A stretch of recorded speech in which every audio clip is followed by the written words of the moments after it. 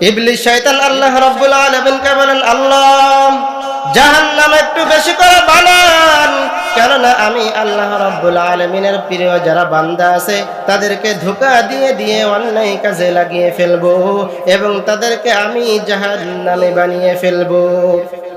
আল্লাহ রাব্বুল আলামিন বললেন, আমার প্রিয় বান্দা যারা তুমি তাদেরকে কখনোই ধোঁকা দিতে পারবে না।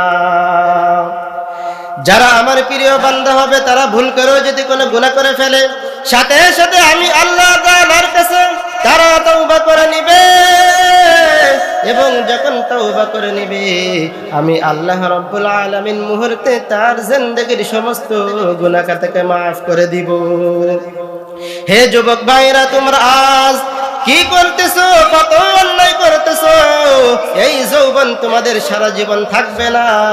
তোমাদের বাবার দিকে তাকিয়ে দেখো, তারাও এক সময় কিন্তু তোমার মতো যুবক ছিল। তোমার দাদার দিকে তাকিয়ে দেখো, তারাও এক সময় তোমার মতো যুবক ছিল। আজ তারা লাঠি ছাড়া চলতে পারে না।